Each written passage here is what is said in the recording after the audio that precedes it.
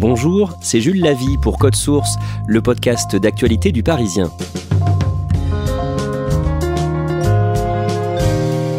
Prêtre au Lilas en Seine-Saint-Denis, Marc Fassier a été suspendu au mois de mai par son diocèse et par l'Institut catholique de Paris où il donnait des cours. Le problème, c'est qu'il est tombé amoureux d'une paroissienne, Ingrid, avec qui il vit en couple aujourd'hui.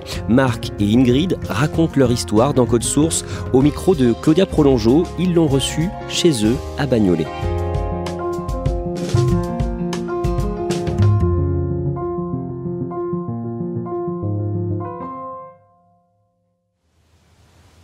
Je rencontre Marc et Ingrid dans leur pavillon à Bagnolet, une commune limitrophe de Paris.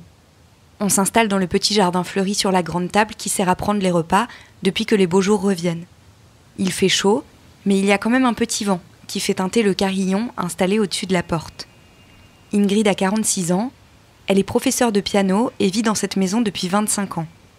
Elle y a élevé ses 5 enfants, d'abord avec leur père, puis seule, depuis leur séparation en 2018, parce qu'il était violent.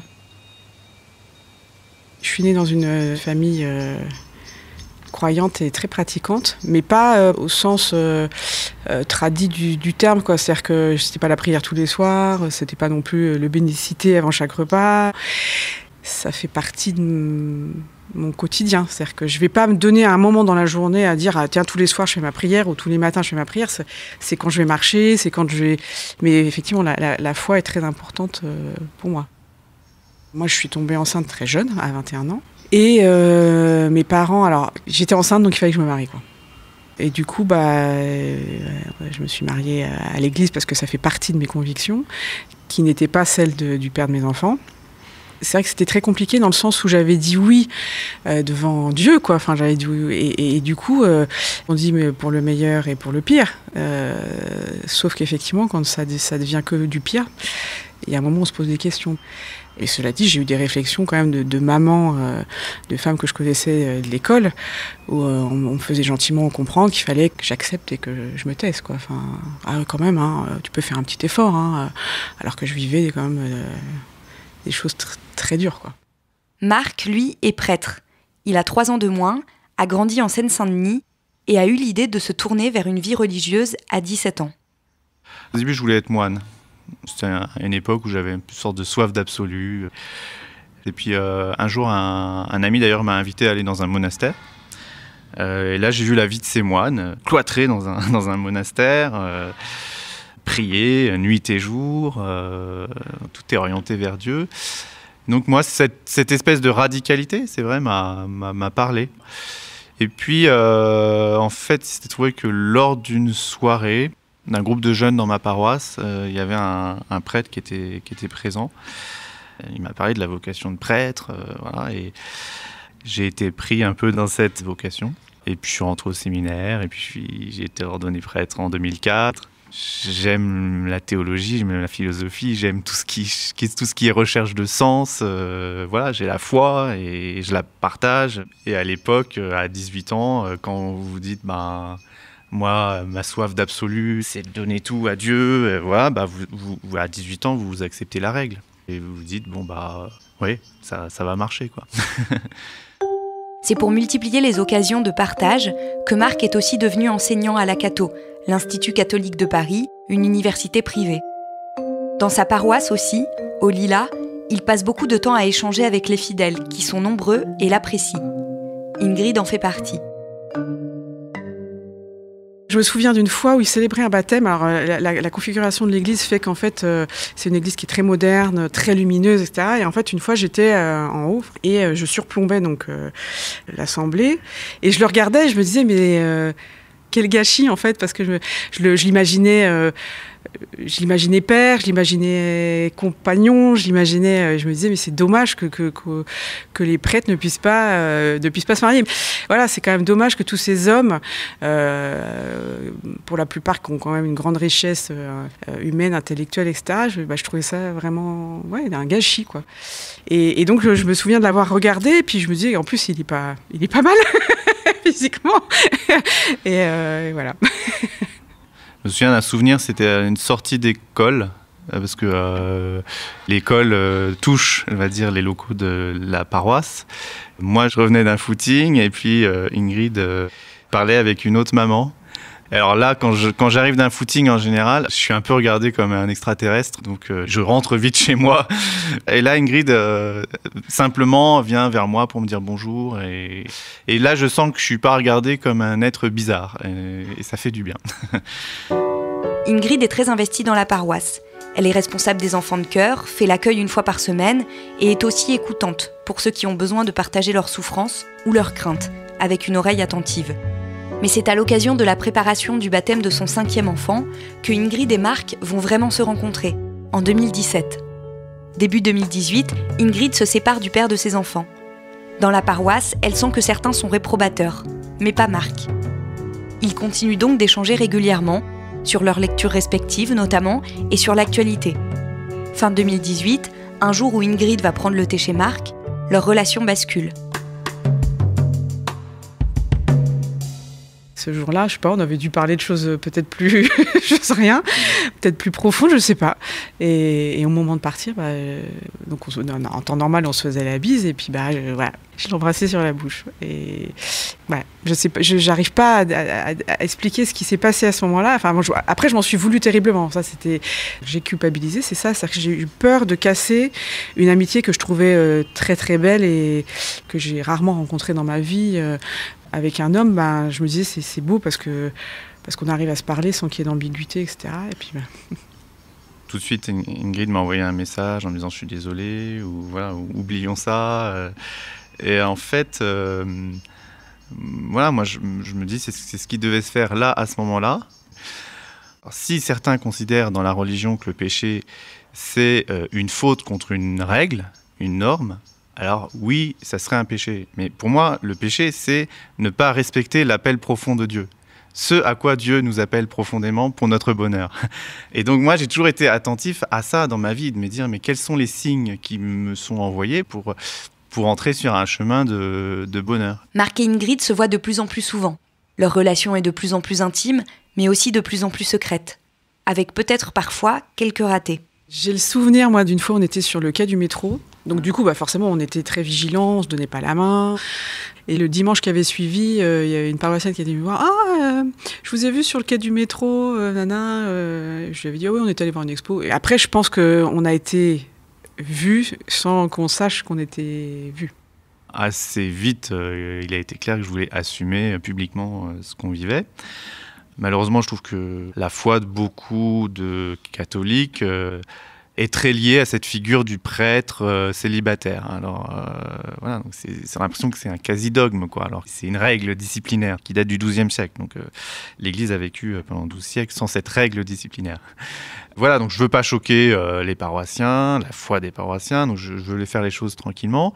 Et j'ai la chance en plus d'être enseignant à côté à l'université. Donc en 2020, je sais que je vais aller voir l'évêque pour lui dire je veux quitter ma paroisse tout en continuant à être enseignant à l'université. Je lui dis ça, je lui dis voilà, j'ai besoin de réflexion, j'ai besoin de prendre du recul, donc j'aimerais quitter la paroisse. Donc il me dit mais tu veux quitter ton ministère ? Je lui dis c'est une réflexion en effet que je me pose. Et puis, c'est là qu'il me dit « J'ai reçu une lettre anonyme te concernant ta relation avec une certaine Ingrid. » Bon, je lui dis « oui, c'est vrai, c'est pour ça que je veux réfléchir, parce que voilà, j'ai rencontré cette femme et il y a une histoire d'amour qui se construit entre nous, et donc c'est pour ça que j'aimerais prendre du recul. » Et voilà, donc, alors c'est là qu'il me dit je t'invite à prendre de la distance, un sous-entendu avec elle, avec Ingrid, à suivre une thérapie. Et je t'envoie dans une paroisse le week-end. Donc là je pense qu'il se dit je vais le retenir. J'ai 1 an pour faire en sorte qu'il change d'avis. Marc est donc envoyé dans une paroisse à l'autre bout du département et sans surprise, ça n'entache en rien sa relation avec Ingrid. D'autant que peu de temps après, le confinement et la vie stoppée net en 2020 leur permet d'être ensemble tout le temps. Au mois de mai 2020, la journaliste Justine Rodier enregistre pour la boîte de production Louis Média un podcast dans lequel Marc et Ingrid, sous pseudonyme, racontent leur histoire d'amour. Environ 1 an après son premier rendez-vous avec l'évêque, le 10 mai dernier, Marc en prend donc un autre pour lui confirmer ce qu'il lui avait dit. Il va bien quitter son ministère et ses fonctions de prêtre pour se consacrer à l'enseignement, à Ingrid et à ses enfants. C'est lors de ce rendez-vous que moi j'ai pris qu'il me parle de ce podcast, me disant qu'il était blessé alors que je ne fais aucune référence à l'église ou à lui. C'est vraiment un témoignage sur notre itinéraire personnel. Et que, de ce fait, il choisit de me suspendre ad divinis, comme on dit dans le droit canonique. Ce qui signifie suspendu de toutes les fonctions, tâches du ministère de prêtre. C'est un décret de droit divin.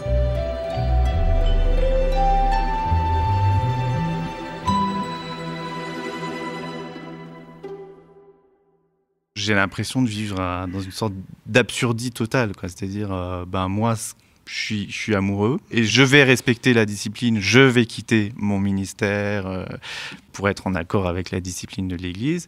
Et là, c'est un coup très violent qui m'envoie en me disant une sanction, quoi. Tu es sanctionné parce que tu as fauté, tu es coupable. Quand j'ai reçu ce décret, j'ai pensé à des prêtres dont je savais qu'il y avait eu des témoignages contre eux d'abus sexuels. Ils n'ont jamais été suspendus à divinis. On les a déplacés. Je ne comprenais pas ça.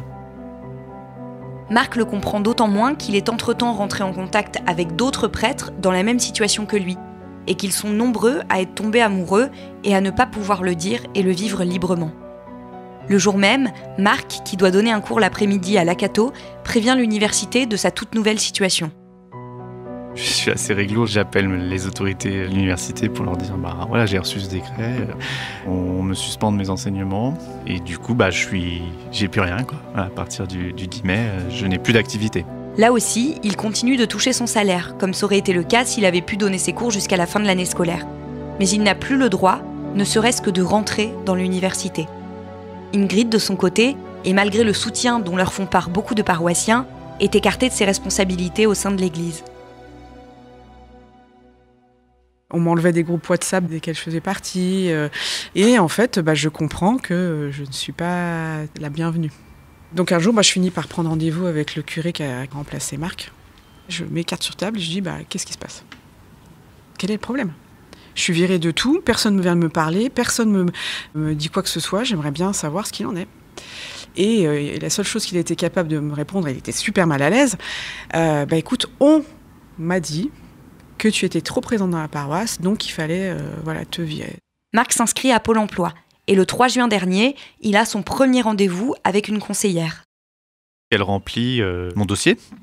Donc, ce qui est marrant, c'est qu'elle ne trouve pas la case prêtre, elle n'existe pas dans le logiciel. Et elle me dit, est-ce que vous avez une attestation employeur de votre rupture de contrat ? Et là, je lui dis, non, je n'ai pas d'attestation employeur, j'ai un décret canonique. Et là, ça pose un problème, une question, c'est-à-dire que je continue de toucher un traitement de l'Église, mais moi, je veux toucher les allocations chômage. Voilà. Moi, je n'ai pas envie de vivre de la charité chrétienne, mais de la justice sociale. Qu'on m'attribue ce qui revient à chaque citoyen français quand il est viré de son boulot.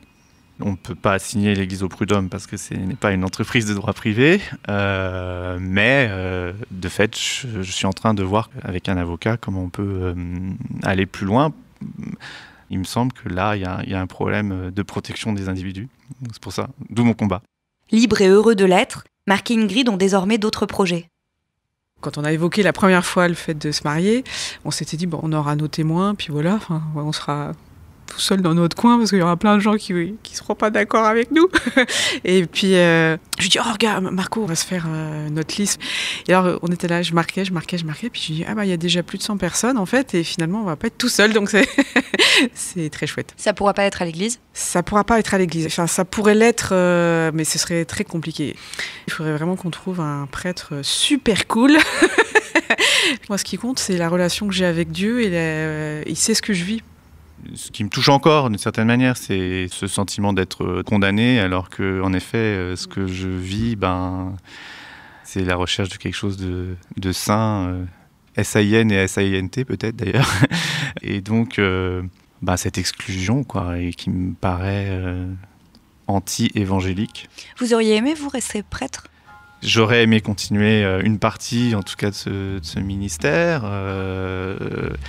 Je pense qu'il n'est pas du tout incompatible avec une vie de famille. Et en plus, on aurait des prêtres qui seraient un petit peu plus au contact avec des réalités bien tangibles. Quand vous avez des enfants à la maison, quand vous avez des questions du couple et de la famille, c'est concret, quoi. Donc je suis super heureux de trouver une foi super concrète. L'Église, là, s'interdit de voir que ça pourrait marcher.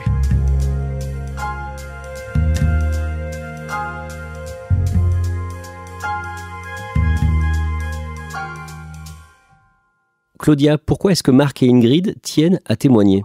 Parce qu'ils ont l'impression de manière générale qu'il y a tout un tas de problèmes dans l'Église et qu'on ne peut pas en parler, qu'il y a des règles qui ne sont pas toujours respectées. C'est notamment le cas là pour Marc qui est donc tombé amoureux alors qu'il ne devrait pas avoir de relation amoureuse. Et en fait, il a l'impression que ça ne serait pas forcément un gros problème de continuer à être prêtre en étant amoureux. Mais voilà, c'est un sujet dont on ne peut pas discuter dans l'Église. Et donc ça les agace et ils ont envie de briser ce tabou. Marc, il cherche du travail aujourd'hui ? Oui, il vient de commencer à chercher, donc il n'a pas encore de retour, mais il postule dans l'enseignement supérieur puisqu'il a été directeur d'une chaire à la Cato, donc il a monté toute une formation universitaire. Comme cette chaire, ça concernait le bien commun, les RSE, il cherche aussi dans ces domaines-là. Et puis comme il a fait Sciences Po, il a une formation solide, il peut se permettre de postuler dans des cabinets d'entreprises publiques, dans des collectivités locales, et il le fait. Mais il élargit vraiment au maximum son panel pour pouvoir trouver du travail rapidement. Est-ce que Marc et Ingrid continuent d'aller à l'église ? Alors, pas du tout là où ils habitent, ni même dans les environs. Ils y vont presque plus, en fait. Mais de temps en temps, quand ils sont loin de Paris, ils se renseignent un peu sur le type de cérémonie que c'est. Et si c'est une cérémonie plutôt ouverte et qui connaissent personne, oui, ils y vont. Dernière question, Claudia. Est-ce que l'on sait s'il y a beaucoup de prêtres dans la situation de Marc ? Alors, on ne sait pas exactement, je ne suis pas capable de donner des chiffres là-dessus, mais les prêtres eux-mêmes disent qu'il y en a beaucoup. Marc dit qu'il est en contact avec énormément de collègues et confrères qui sont dans sa situation. Il y en a quelques-uns qui témoignent, très peu. Donc officiellement, on ne sait pas du tout, ou plutôt officiellement non, mais ce que me disent Marc et Ingrid, c'est qu'en fait, ils sont assez nombreux à avoir des compagnes ou des compagnons. Merci Claudia Prolongeau et merci à Vincent Mongaillard pour son aide. Cet épisode a été produit par Thibault Lambert et Clara Hage. Réalisation, Julien Moncouquiol. Code Source est le podcast d'actualité du Parisien, disponible chaque soir du lundi au vendredi. Pour ne rater aucun épisode, abonnez-vous sur n'importe quelle application de podcast comme Podcast Addict. Si vous aimez Code Source, dites-le nous en laissant des petites étoiles ou un commentaire. Vous pouvez aussi nous écrire directement codesource@leparisien.fr.